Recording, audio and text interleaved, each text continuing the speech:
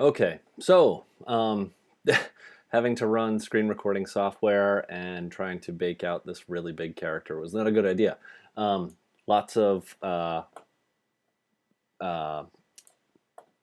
work my poor computer was trying to do, but I managed to just open up one of the old files that I had.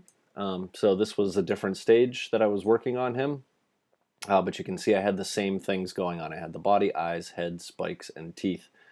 I separated them out all individually, so I'd get a really nice bake. But once I had finished with my bake mesh and it had run through all the operations, this is what you're left with, okay? So you're left with the default substance material, and then you can see is all of my scales and everything have showed up. Okay, so they're all captured inside that normal map. But if we get really, really close and we kind of pan around, you'll see that these scales don't actually come off the surface. They look like they do, but they don't. So that's the benefit of using a normal map. So when you do a low poly cage like we have, it's going slow on me. It's chugging along today.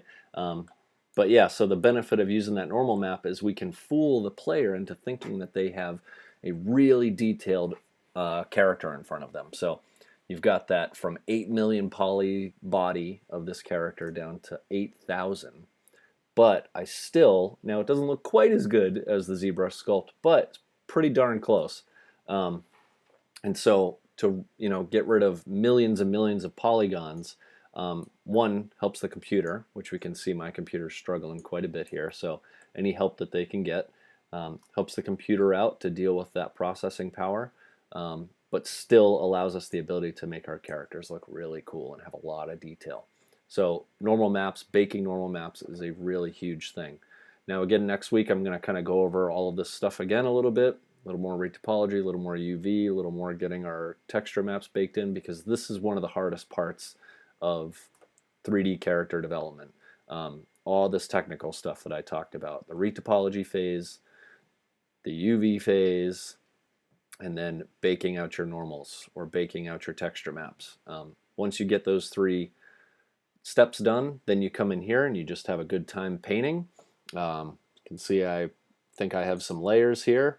I think I was just playing around with different color ideas. Yeah, you can see I'm doing all sorts of things. Yeah, I was playing with all types of crazy ideas. I think the head, I even was doing some red stuff or something like that. Yeah, I was just doing all types of things. So trying to figure out what I wanted that character to look like in the end. But this is the fun part. But we've got to get through the technical stuff first. So you got to finish retopologizing your model, get it to lower resolution, get all those components UV unwrapped and fit into that 0 to 1 space, and then get everything into Substance Painter and bake out your normal. I'm going to go back over again, like I said, all these things again, just to see if you can get through into Substance Painter. Hopefully we can all at least get into Substance Painter and start painting before the end of the semester. Whether we're going to have a finished character to bring into a game engine, I'm just not sure. I want to say I don't think so, but if I can get you all at least into Substance Painter by the end of the semester and get you working in here a little bit, I'll feel like we succeeded. Because after this, then I'm just going to export out those maps and everything's ready for the game engine.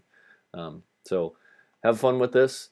If you're not at this stage yet, that's okay. Just keep UVing and retopologizing. I know it takes a while. I just wanted to show you how to get your stuff into Substance, for those of you who are ready for this step and for those of you who are working towards it. Again, if you have any questions, don't hesitate to email me or message me. Let me know if I can help you in any way. Okay? All right. Good luck, everybody.